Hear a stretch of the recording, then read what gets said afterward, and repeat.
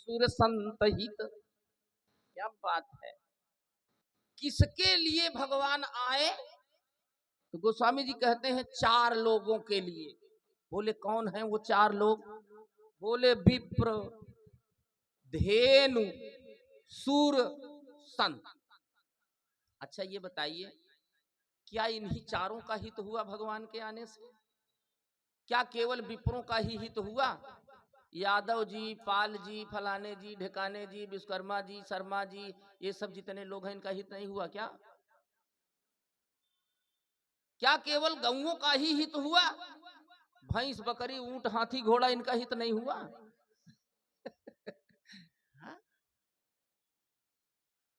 क्या केवल देवताओं का ही हित हुआ? यक्ष, गंधर्व, नर, किन्नर, नाग इनका नहीं हुआ? क्या केवल संतों का ही हित हुआ? ब्रह्मचारियों का नहीं हुआ? वानप्रस्थियों का नहीं हुआ? गृहस्थों का नहीं हुआ? ये 4 ही क्यों? क्यों 4 का ही नाम दिया गया? इसलिए कि विप्र यह धर्म का प्रतीक है, धेनु अर्थ है, सूर देवता लोग कामनाओं की पूर्ति करते हैं इसलिए काम है, और संत का दर्शन करते ही मोक्ष की प्राप्ति होती है, ये मोक्ष है सीता। जब चारों पुरुषार्थ ठीक रहेंगे तो संसार में सब कुछ ठीक रहेगा। यदि ब्राह्मण अपनी व्यवस्था में व्यवस्थित है, ब्राह्मण में ब्राह्मणत्व है, लघुत्रयी प्रस्थानत्रयी बृहस्त्रयी इत्यादि का चिंतन है, शिखा सूत्र का पालन कर रहा है, गायत्री जप करता है, त्रिकाल संध्या करता है, तो अदर जातियां जितनी हैं, चाहे वो बाबू साहब हो, चाहे पाल जी हो, चाहे यादव जी हो, चाहे गुप्ता जी हो, चाहे शर्मा जी हो, वर्मा जी हो, कोई भी हो, यदि ब्राह्मण अपनी व्यवस्था में व्यवस्थित है, ठीक है, तो बाकी सारे लोग अपने आप ठीक रहेंगे, इसमें कदाचित संदेह नहीं है। समाज की मर्यादा और गरिमा नष्ट तब होती है जब ब्राह्मण अपने ब्राह्मणत्व से हट जाता है। महाराज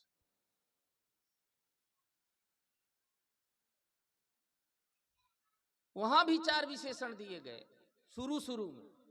भय प्रकट कृपाला पहला विशेषण, दीन दयाला दूसरा विशेषण, कौशल्या हितकारी तीसरा विशेषण, मुनिमन हारी चौथा विशेषण।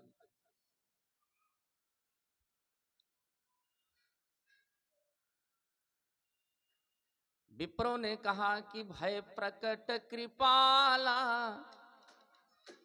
तब तक गौओं ने कहा बिल्कुल गलत ना, कृपालु भगवान नहीं प्रकट हुए। बोले तब? तो गौओं ने कहा अरे वो तो दीन दयाला, हम जैसे दीनों पर दया करने वाले दीन दयाल आ गए। देवताओं ने कहा नहीं नहीं भाई, वो तो कौशल्या हितकारी, कौशल्या के माध्यम से हम देवताओं का हित करने वाले भगवान आ गए। संतों ने कहा बिल्कुल गलत बात, वो न तो कृपाला, न दीन दयाला, न कौशल्या हितकारी। बोले तब? संतों ने कहा अरे वो तो मुनि मनहारी।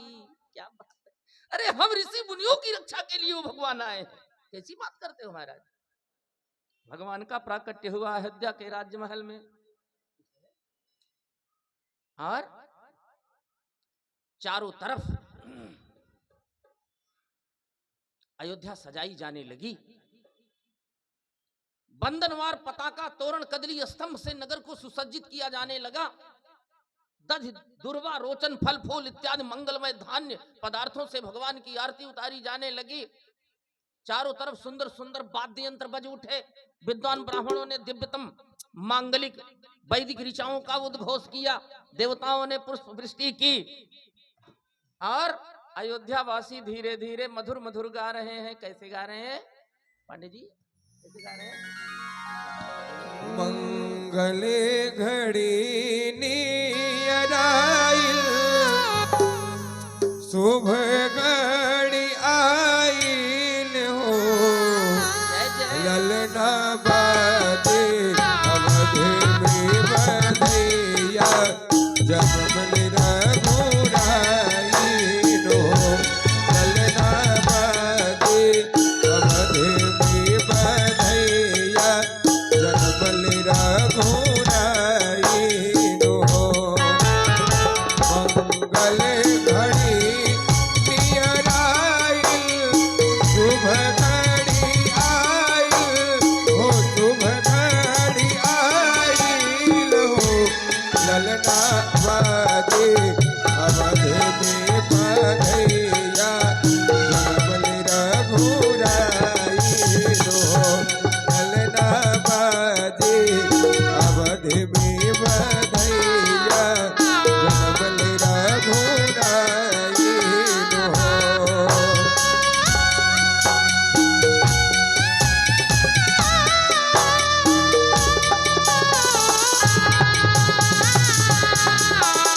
जय हो।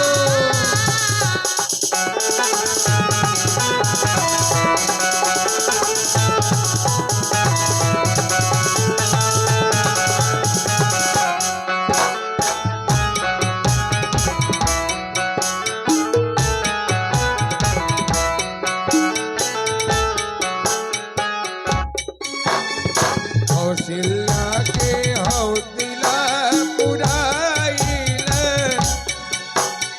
कौशल्या के हौसला पुराइल, अचरबा जुड़ाइल, अचरबा जुड़ाइल हो।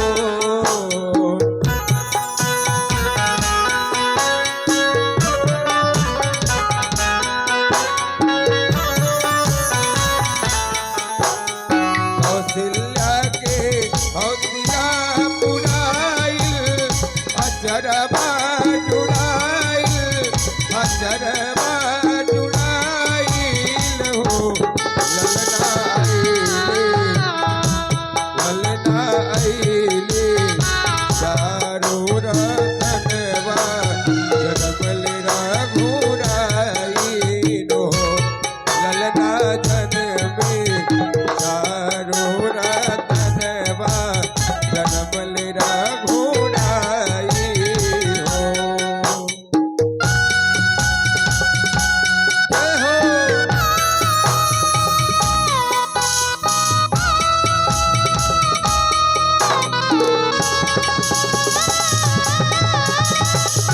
बोले प्यारा भगवान की।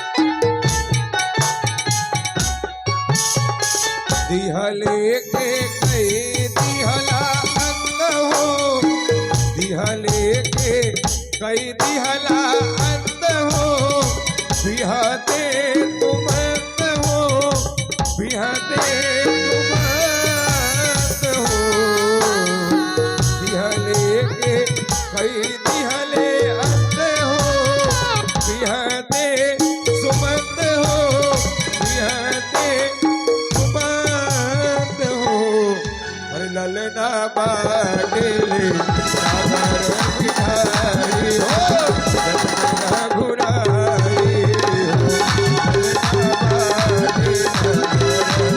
बाटेले बिहारी ललना घुराई हो जय हो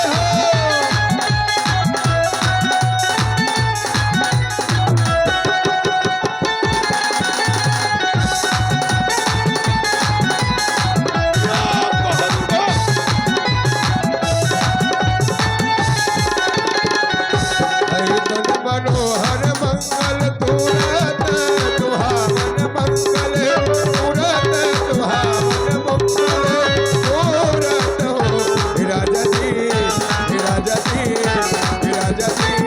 तारे के जनो रत को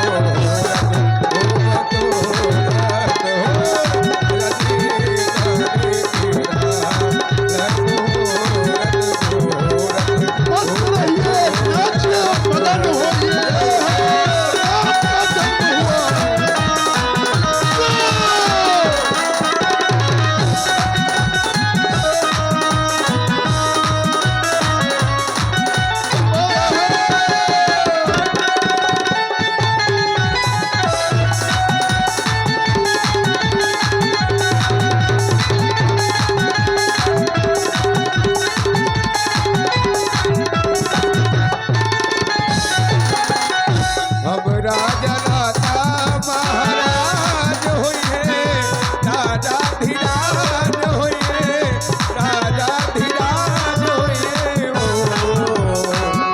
अब राजा राजा महाराज होइए राजा धीराज होइए राजा धीराज होइए हो हीरा धातु वन में अरे हीरा धातु वन में होई है भूखराज की तेरा भाग्यदान होई है हो हीरा धातु वन में होई है भूखराज की तेरा भाग्यदान होई है हो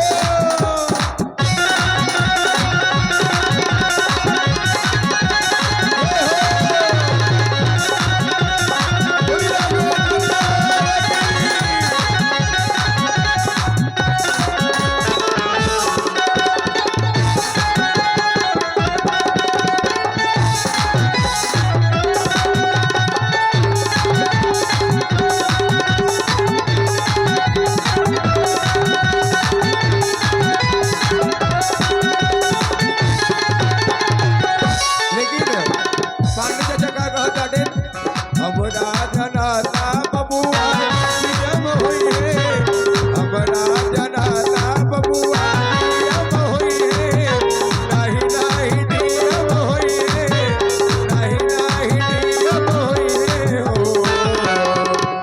हम राजनाता बबुआ नियम होई है नाही नाही नियम होई है नाही नाही नियम होई है हो गीत पियम होई है ओकरा बढ़ के पियम होई है हो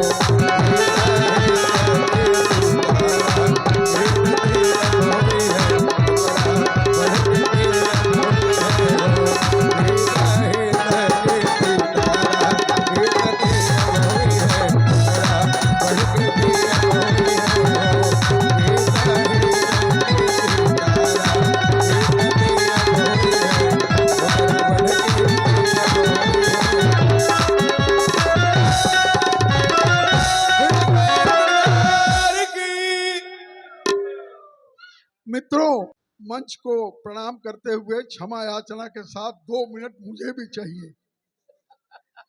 राम जन्म की पारंपरिक सोहर, राम जन्म के पारंपरिक सोहर है जो हमारी माताएं बहनें आज से 25 साल 30 साल गांव में रही होंगी, उनको जरूर मालूम होगा।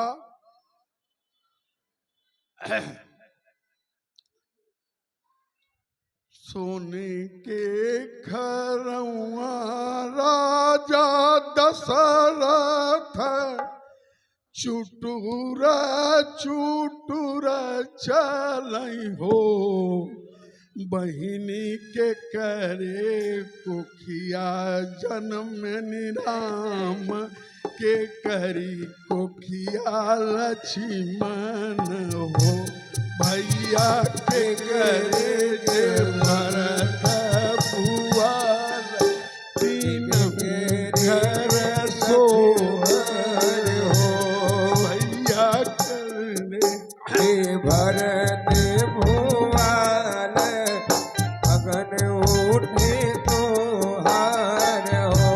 अरे कौशल्या के जन्म में राम सुमित्रा के लक्ष्मण हो, हरे कौशल्या के जन्म में राम सुमित्रा के लक्ष्मण हो, बहिनी ककई के भरत भुआल तीनों घर सोहर।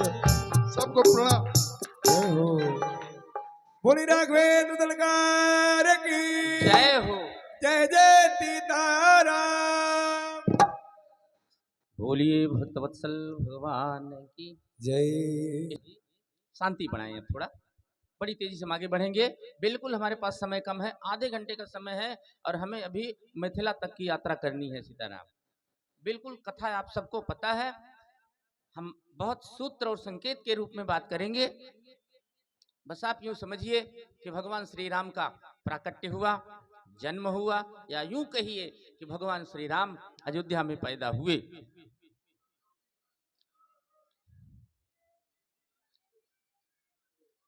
वशिष्ठ जी के द्वारा भगवान का नामकरण किया गया, चारों भाइयों का नामकरण हुआ। जो भी प्रथाएं थीं उन सारी प्रथाओं का निर्वहन किया गया। यज्ञोपवीत संस्कार हुए, चूड़ाकरण हुए, कर्णवेद हुए, नांदी मुख श्राद्ध हुए, इत्यादि जो भी परंपराएं थी सबका निर्वहन किया गया। धीरे धीरे भगवान श्री राम कुछ बड़े हुए, वशिष्ठ जी के आश्रम में विद्या अध्ययन के लिए गए। बहुत ही कम समय में सारी विद्याएं चल चल करके स्वयं भगवान श्री राम के पास आ गईं। और एक दिन की बात, देखो एक बात बताओ, समाज में या देश में जब भी कोई समस्या आई, वैदिक साहित्य के इतिहास से लेकर आज तक के इतिहास की बात कर रहा हूं, देश में जब जब समस्याएं आई, समाज में जब जब कोई समस्या आई, तो उसका समाधान किसी संत ने ही दिया महाराज, किसी नेता ने नहीं दिया। अरे नेता क्या समाधान देगा महाराज, नेता तो खुद ही समस्या होते हैं। नेता माने समस्या और संत माने समाधान, ऐसा माने। गोस्वामी जी संकेत करते हैं, बोले गांधी तनय मन चिंता व्यापी, गांधी तनय मन चिंता व्यापी। गांधी तनय मन चिंता व्यापी। गांधी तनय मन चिंता व्यापी। गांधी तनय। विश्वामित्र जी जैसे संत बैठे हुए हैं अपने आश्रम में, और उनके मन में ये विचार, बड़ी चिंता हो गई उन्हें महाराज। अच्छा एक बात और बता दूं मैं संक्षेप में, चिंता जो है ये गृहस्थों का विषय है, संतों का विषय नहीं है महाराज। गृहस्थों को चिंता होगी या चिंता होना ये स्वाभाविक है, क्योंकि गृहस्थ के पास बहुत समस्याएं होती हैं।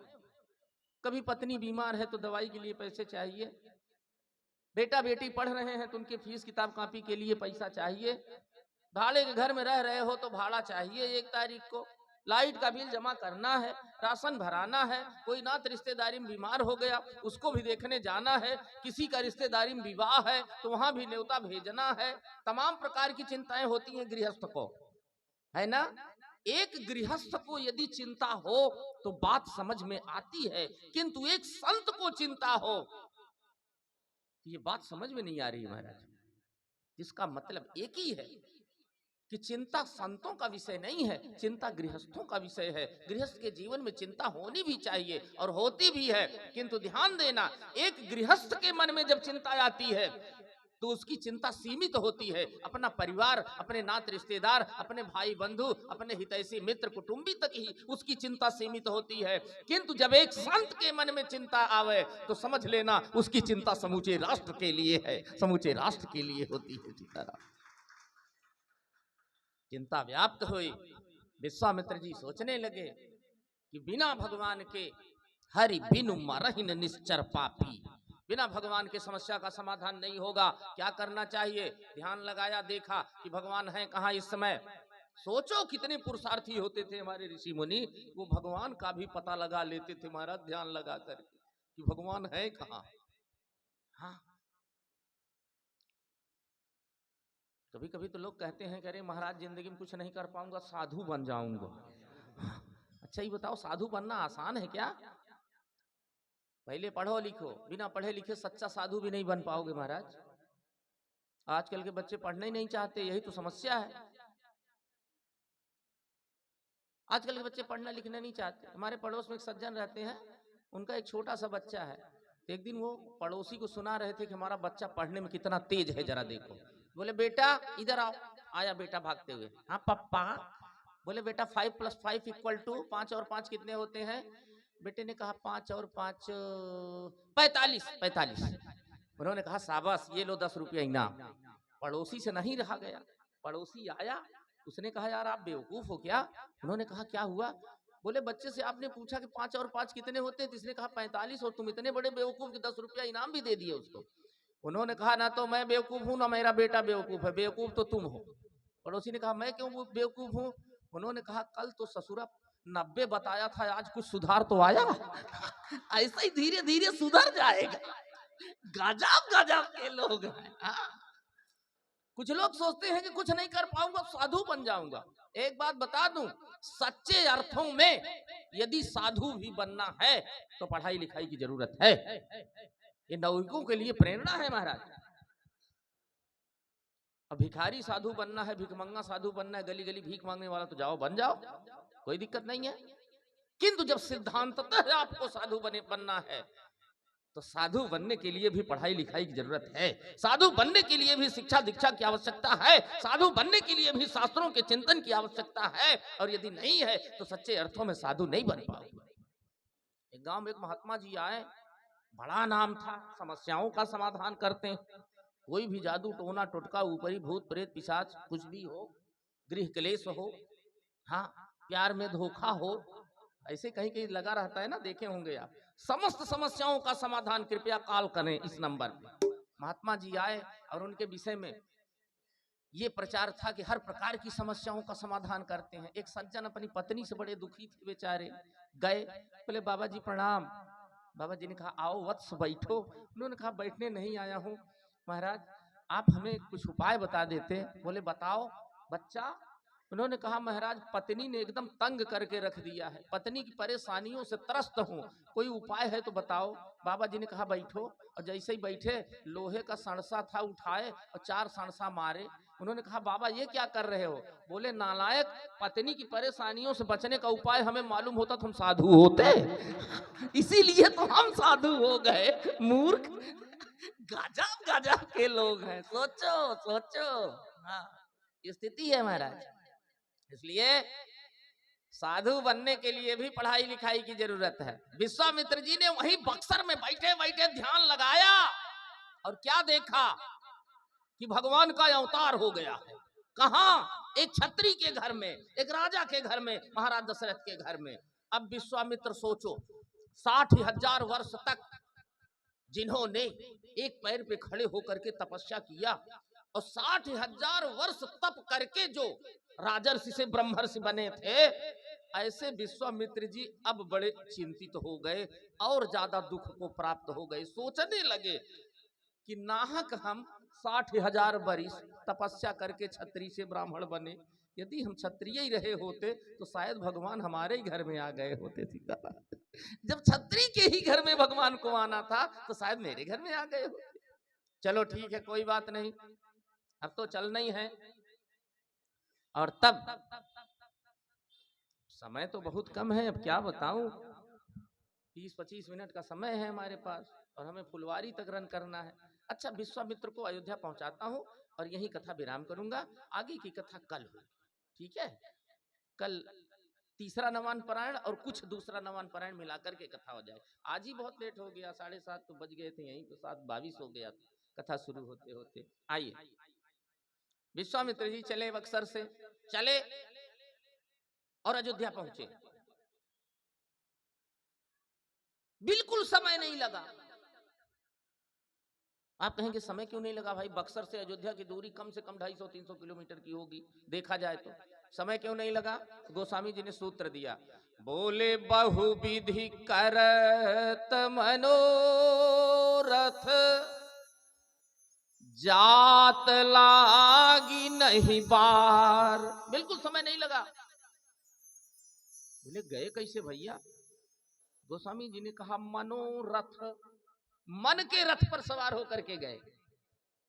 मनोरथ इसीलिए तो जात लाग नहीं बार, माने मानसिक रूप से उन्होंने कल्पना किया और बक्सर से सूक्ष्म रूप से अयोध्या पहुंच गए। सरजू जी में स्नान किए, अयोध्या के मुख्य दरवाजे पर पहुंचे। राज दरबार के मुख्य दरवाजे पर संतरी लोग खड़े थे, वॉचमैन, पहरेदार। विश्वामित्र जी ने कहा जाके अपने महाराज से बताओ मैं आया हूं। एक द्वारपाल भागते हुए गया। राजाधिराज महाराज भोपाल चक्रवर्ती चक्र चूड़ामणि अयोध्याधि नरेश महाराज दशरथ की जय हो। दशरथ जी ने कहा क्या बात है।